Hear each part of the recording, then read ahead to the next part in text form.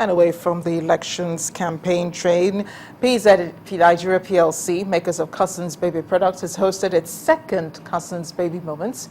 Baby Moreoluwa Desire David emerged the winner for 2015 with an all-expense paid trip to Dubai with her parents.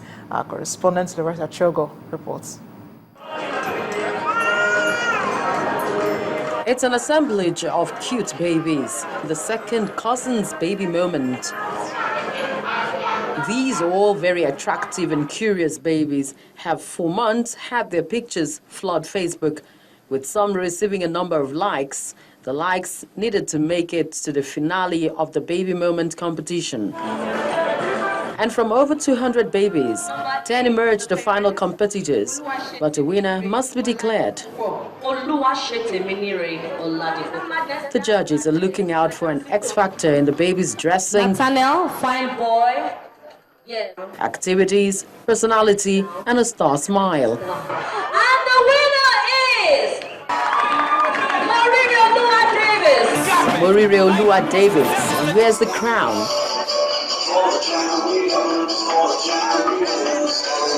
She wins an all-expense paid trip to Dubai with her parents. Her mom is overexcited. Actually clocked one on the 24th of January, and this is the best way I can celebrate her birthday for her. For the organizers, the initiative is a give back to their numerous customers for continued patronage. We intend to continue building on this. We don't know, maybe 5 years, 10 years. We'll put a little change, a little twist to it, but there will be a Cousins Baby Moments every year. The criteria for the entries. All you had to do was buy a Cousins Baby gift pack.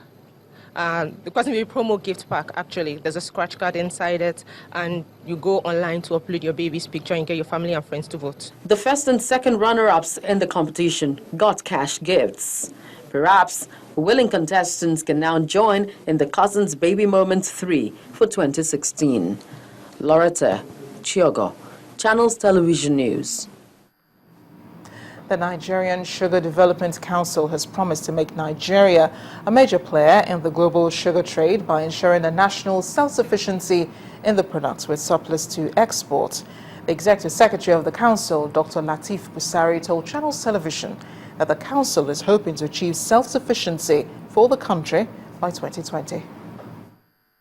Before 2012, Nigeria was among the top 5 importers of sugar and only produced about 3% of domestic consumption. To address this shortfall, the government initiated the National Sugar Master Plan. This is part of the National Industrial Revolution Plan, which is aimed at diversifying the economy. At the end of 2 years, we are already seeing projects on the ground. You go to Savannah Sugar Company today, they are expanding. They are currently milling now. We expect that at the end of this milling season, they will have produced about 21,000 tons of sugar. You go to Sunti, you see a lot of not only the cane fields, you see even the factory machineries being installed. And they have promised the Honorable Minister when he was there in December that by 2016, they will roll out sugar from that mill. So we believe that the implementation of the master plan is on track and that we are even doing better than the timelines and the milestones that we set for ourselves. The plan is already attracting foreign investments as sugar mills are being constructed across the country. The target is to attract $1 billion investments in the entire sugar production value chain. The plan will ultimately create over 150,000 jobs and generate 400 megawatts of electricity. We'll be able to at least save Nigeria between $500 to $600 million annually that we are currently spending on importing sugar. That will also have some impact on the economy, and you can use that foreign exchange at least for some other sectors that require it. We have serious challenges in power. From this industry, we will generate about 5, we put there 411, but we do know that they just need to twiddle with the boilers that they use. If they install high-pressure boilers, they could even get more power generated from the sugar industries, renewable power for that matter, from sugar industries to also add to our energy mix. More sugar milling plants are coming up as part of the master plan. and government is hoping that by 2020, Nigeria will be self-sufficient as far as sugar production is concerned. Paul Nwachuku reporting for Channels Television News. From sugar to oil, an indigenous oil company, Belema Oil Producing Limited, has received the blessing of the Ogoni oil-bearing community to operate the OML 11 in Ogoni, Rivers State. The endorsement means that the new operator has entered into a strategic partnership that could ensure hitch-free operations in the Ogoni community. One of the critical components of operation for any oil and gas company is community relations. That underscores the merit of this gathering at the Palace of the Gbenemene Tai in Ogoni Kingdom. Nothing to worry about. This meeting is not for conflict resolution, but an endorsement for Belema Oil Producing Limited, an indigenous oil and gas company that will take over the operations of OML 11 in Ogoni land. We have resolved and hereby endorse to and have partnered with Belema Oil Producing Limited for the takeover, operation and ownership of Shell OML 11 in Ogoni land. If once they will allow us to take part in the operation of the oil in our place, I think at the end, the cheating will be reduced. The cheating will be reduced because we are not experts. It will be better than what we have today. It was also an opportunity to ask for more by the women and youth groups, while the chiefs promised an ennobling environment. Our concern here is that the interests of the women must be protected. In everything they are doing, there must be gender friendly. The women must be carried along because those farmlands are the farms that we come to. The majority of their major occupation is farming, and so where the women will be angry is that if the interest of the women is not being protected, then we will accept it. All that we are doing is that Belema is a company that is Ogoni people are supporting. Meanwhile, a critical stakeholder in the several agitations for Ogoni people under the aegis of Mossop is not happy, but promised to monitor the process. The one I've seen so far, and newspaper report about that incident. When I did, ask my media officer first to appreciate Mossop on that incident because I didn't take part in that incident.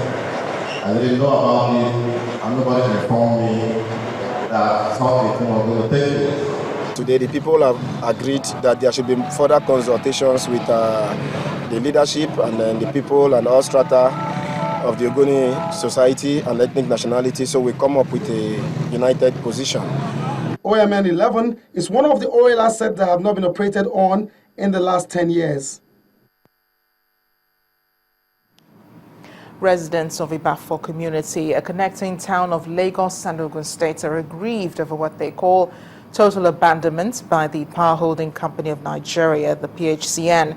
They claim electricity has been absent from their community for about 5 years, a situation which has greatly affected their economic fortunes. Our community report tonight looks into the plight of a people in search for power supply.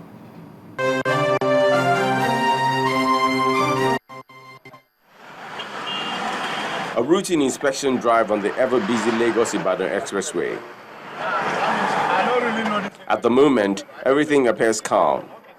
But all that changes as the crew pulls over to purchase some petrol. A group of placard-carrying protesters are airing their complaints over lack of electricity in Ibafo, an interconnecting community of Lagos and Ogun states. This is the problem they say they are fed up with, which is why they have taken to the streets. The only way to verify the claims of the aggrieved residents is to see how the nightlife is. It is evident there are more issues begging for government attention. But for now, all they want is power. So we wait for the sun to retire. Businesses like this that cannot afford generators have to work within a time frame, which most likely will always delay orders. It's not a popular choice to be indoors because of the heat, so these men are getting the needed fresh air. Finally, we arrive at the site of the problem, where the connectivity project stops. These residents explain what the issues are and seek urgent remedy. We have been deprived of light for so many years. Initially, we believed that it's something the distribution company will be able to handle when they took over.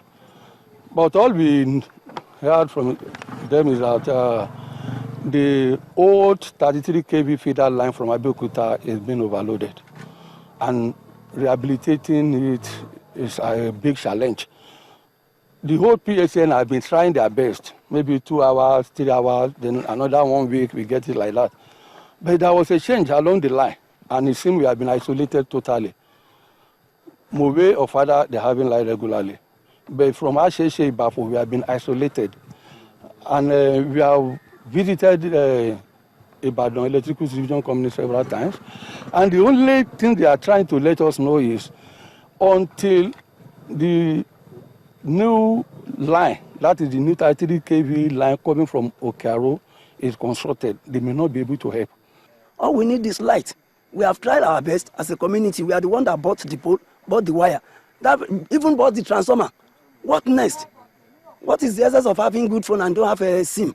How are we going to be connected to the world? Please, any way you think that you can help us, please help us talk to them. Ibadan Disco, Ishagama, or whatever, whoever supposed to give us light in Ibafo and its environment should please. That is why you saw this ballet. It's not that they don't have time. They have a lot to do, but all of us need light. That is why you see all this mama and baba. They rise up so that this thing can be all right for us. Please help us to talk to whoever may be in charge to please have mercy on us in Ibafo, commenting on its environment. At the time of airing this story, there has been no response from the authorities whose job it is to ensure electricity is provided.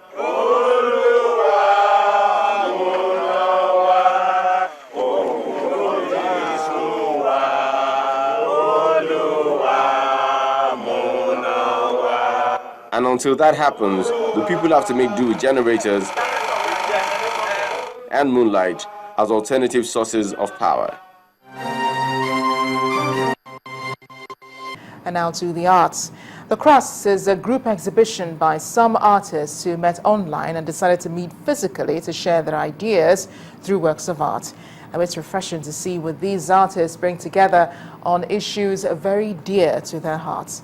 RGV Tonight takes a look at the Crust.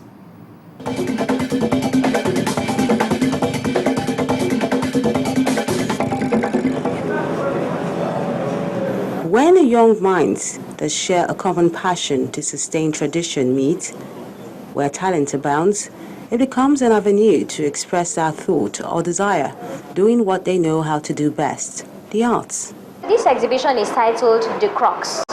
The crux meaning the issue, and we are looking at the major issues we are handling, we are going through as a nation and as individuals. With their different media, the artists are glad to present their works of art to more experienced hands, who may probably see 1 or 2 holes. However, this is not the time to share those thoughts, but just to encourage them to keep doing what they enjoy. The crux of this exhibition is to fulfill the articulture philosophy, which includes creating a platform to share ideas. What the artists address in their works of art is no surprise. They are young, so they paint the energy in the society. There are market scenes, and also several other intriguing works which ask questions, such as this one done with mixed media, titled, "Why Are We the Victims and They Say There Are No Victors?" One talk about the silent cry, the pain, the worries and tears of women, what they pass through, and that people refuse to realize. So I use that painting actually to explain why people need to recognize women. Another mixed media work, which follows this path, is Deep Thought. Although there's no question mark here, one can see the uncertainty written on the face of this subject the artist has chosen to paint. There's the issue of women being uncomfortable in their own skin because they think they should be subservient and allow the man to shine because he happens to be the alpha male and the woman should be seen and not heard. There's also the question of corruption. There's the question of junk, rubbish, littering everywhere. So we're treating so many issues. Over 20 works of art were exhibited by members of the Art Culture Group.